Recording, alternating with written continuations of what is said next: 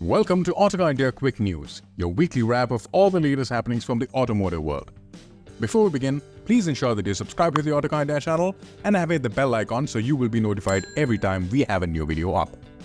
This week, we begin with some big news from Mahindra.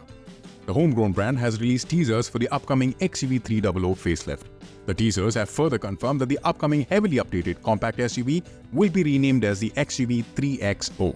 From the teasers, the XUV3XO appears to have gotten a radical redesign for its front and rear styling. In fact, it looks like it's been heavily inspired by Mahindra's BE lineup of SUVs. The XUV3XO is expected to get a more angular nose, a new drop-down look for its LED daytime running lamps, and a revised front bumper and headlamp assembly. It also gets a new two-part grille with a larger central air intake on the bumper. For the rear, it gets a redesigned tailgate with a full-width LED light bar, a smoother tailgate, and C-shaped tail lamps. The SUV will also sport a new set of alloy wheels finished in dark chrome. When it comes to mechanicals, currently the XUV3XO is available with either a 1.5-litre diesel, a 2.2-litre turbo petrol, or a 1.2-litre direct injection turbo petrol TGDI. And we expect the XUV3XO to carry on with the same. However, the 1.2-litre TGDI petrol will get an Ace-in-Source 6-speed automatic gearbox. The XUV3XO is slated to mark its global debut on the 29th of April, and an electric version is also expected later this year. Skoda has brought the Superb back to the Indian market. However, it's been brought as a full import, so it comes with a price tag of 54 lakh rupees ex-showroom. What it also gets is a bit of exclusivity, because it is limited to just 100 units.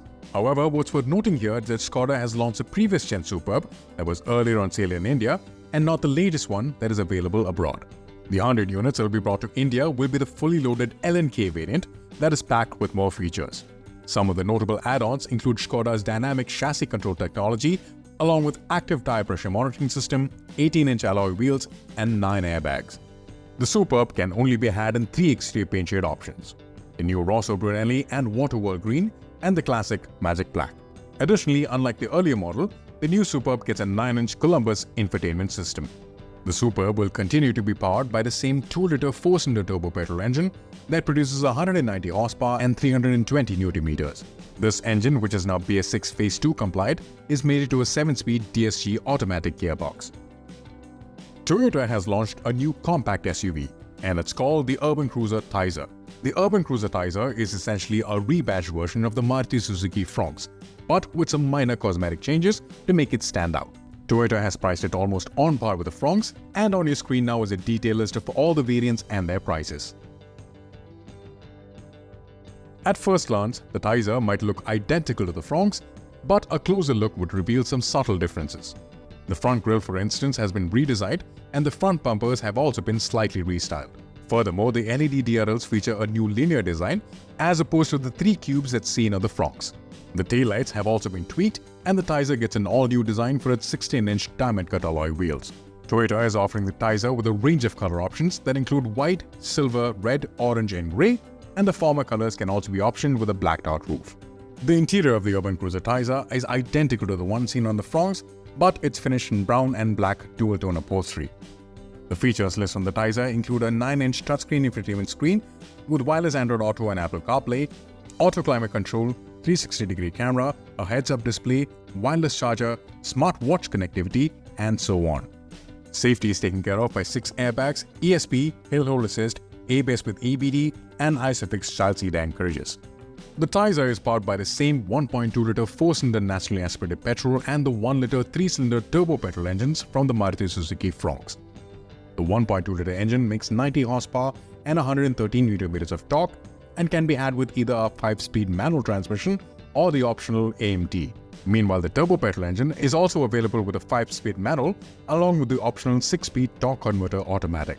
Toyota is also offering a CNG option with the naturally aspirated engine. You can know more about the Taisor from Nikhil's walk-around video on our channel. Kia has added new diesel manual variants for the 2023 Carens lineup. With this addition, Kia has expanded the lineup of the MEV from 23 variants to 30 variants. The newly introduced trims add more features to the existing variants. For example, over the standard premium trim, the newly introduced Premium O gets additional features such as keyless entry, an 8-inch infotainment screen, shark fin antenna, steering wheel mounted controls, and burglar alarm. The Prestige O, meanwhile, offers a choice of 6 or 7-seat layouts leather-wrapped gear knob, a smart key with push-button start, rear LED lights, LED DRLs and positioning lamp. The new Prestige Plus O variant is only available with an automatic gearbox option and gets features like an electric sunroof along with an LED map lamp and room lamp. Moreover, the Carens is now equipped with a 180-watt smartphone charger as standard as opposed to the 120-watt unit that was previously available. The range-shopping X-Line trim is now equipped with a new dash cam along with all windows up and down with voice commands. The X-Line can now also be had with a 7-seater configuration. Kia has also introduced a new color option for the Carens, Pewter Olive, that's carried over from the Seltos. The new color is offered with all variants except the X-Line trim. For a quick recap, the Kia Carens is available with 3 engine options that includes a 1.5-liter diesel engine that makes 116 horsepower and 250 Nm of torque, a 1.5-liter naturally aspirated petrol engine that's rated at 115 horsepower and 144 Nm of torque, and a 1.5-liter turbo petrol engine that produces 160 horsepower and 253 Nm of torque. The diesel engine can now be had with either a 6-speed manual, a 6-speed IMT or a 6-speed torque converter automatic. The naturally aspirated petrol engine is offered only with a 6-speed manual, while the 1.5-liter turbo petrol engine continues to be offered with a 6-speed IMT as well as the optional 7-speed dual-clutch automatic gearbox. Sticking with Kia, the South Korean brand has also added 2 more trims to the Sonet compact SUVs lineup. To get a clearer idea, here's a list of all the variants of the Sonet and their prices. The newly introduced HTE O trim sits just above the HTE trim and is priced at 8.19 lakh rupees for the petrol and 10 lakhs for the diesel. The HTK O trim, however, sits between the HTK and the HTK Plus trim and is priced at 9.25 lakh rupees for the petrol and 10.85 lakh rupees for the diesel. The biggest benefit with this update is that the sunroof feature has been made more affordable to buyers. Up until now, the sunroof option was only available from the HTK Plus variant and higher. Now though, it's been spread across the range. Furthermore, the HTK O variant gets features such as automatic climate control and connected tail lamps. The new variants are available with an 83 horsepower 1.2-liter 4-cylinder for the petrol. The engine is mated to a 5-speed manual gearbox and has an ARAI-rated mileage of 18.83 km per liter. The diesel powertrain is a 116 horsepower 1.5-liter 4-cylinder engine which is mated to a 6-speed manual gearbox. However, what needs to be noted here is that none of the new variants will get an automatic gearbox. Lexus India has launched the NX350h Overtrail edition at 71.17 lakh rupees ex-showroom. This new special edition is inspired by the outdoors and the updates are made to reflect just that. The 350h Overtrail edition is available in a single exclusive paint shade called the Moon Desert, which looks similar to the paint seen on the Thar Earth edition. To further enhance the visuals, Lexus has also given blacked out treatment for the grille, wing mirrors, door handles and the roof rails. Since the SUV is more focused on the outdoors, the brand has given it a new set of alloys and tires to match the aspiration. Lexus claims that the new 18-inch matte black alloys shod with the new tires will improve the drive quality on broken roads. For the interior, the Overtrail Edition 350h gets a synthetic leather black interior with earthy colored highlights on the front armrest, seat edges and door panels. As with the standard NX, the Overtrail Edition is well equipped with features such as leather-wrapped steering wheel with heating function, electrically adjustable seats, ventilated front seats, power tailgate, Mark Levinson 17-speaker audio system and ADAS suite among others. Like the NX 350F Sport, the Overtrail Edition also gets a brand's variable damper system. Apart from that, things are pretty much the same. The SUV is powered by the 2.5-liter petrol engine that's mated to 2 electric motors, one on the front and one on the rear, with a total system output of 243 horsepower. Power is transferred to all 4 wheels via a 6-speed eCVT gearbox. Honda Cars India has updated the safety features for its entire range of cars sold in India. With the update, Honda has equipped both the City and the Elevate with 6 airbags, 3 emergency locking retractor seatbelts, and seatbelt reminders for all 5 seats as standard across all trims.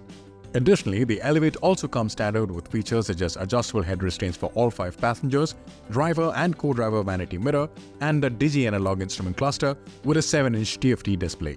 For the City, Honda has also added a new 4.2-inch TFT display for the instrument cluster on the base SV variant, while the VX trim now comes with an 8-speaker premium sound system and rear sunshade.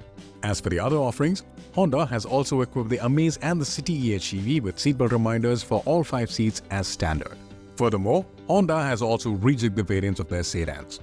For instance, the entry-level E variant of the Amaze has now been discontinued and the sub-4-meter sedan is now priced from 7.93 lakhs to 9.86 lakh rupees ex-showroom. The City EHEV will now be available in a single range-topping ZX variant, which is priced at 20.55 lakh rupees ex-showroom. Aside from these changes, there are no mechanical changes to any of the 4 cars. However, do note that these added features do come with a slight price hike. This past week, Audi announced that they have officially ended the production of their iconic supercar, the R8. The last model that rolled off the production line will now reportedly spend its life in a museum.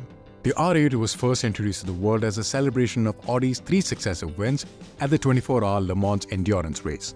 Over the course of its life, the R8 has served as Audi's high-performance flagship, and the last model that was on sale boasted 620 horsepower and was capable of doing 0 to 100 km per hour in just 3.4 seconds and achieve a top speed of 320 km per hour. The biggest draw to the R8 was its iconic 5.2-litre naturally aspirated V10 engine.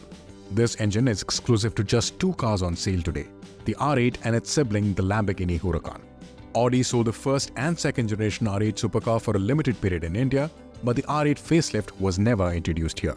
The R8 was discontinued in order to pave way for Audi's radically redesigned electric supercar that is set to take the crown of its new era of sports cars. It remains to be seen if Audi will retain the R8 moniker for its electric successor. BMW has announced that they will be launching the 8th generation 5 Series in India during the festive season this year. The new 5 Series will be available in both ICE and electric versions in India, but both will be offered with a different wheelbase.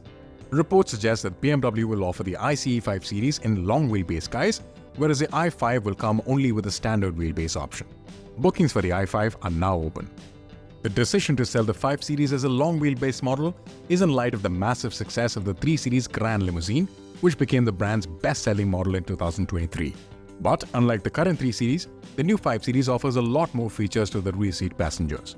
Apart from the extra legroom, the new 5 Series also gets reclining rear seats, 4-zone climate control, leather upholstery with exclusive quilting, and even the optional 31.1-inch display from the 7 Series that folds down from the headliner to act as a rear entertainment screen. Visually though, the only major differentiator between the long wheelbase and the standard wheelbase model is the illuminated 5 on the C-pillar of the long wheelbase 5 Series. The 5 Series will most likely be offered in the 530 Li spec in India. This means that it will be powered by a 255 horsepower, 400 Nm twin turbocharged 4-cylinder petrol engine with a 48-volt mild hybrid tech that drives only the rear wheels.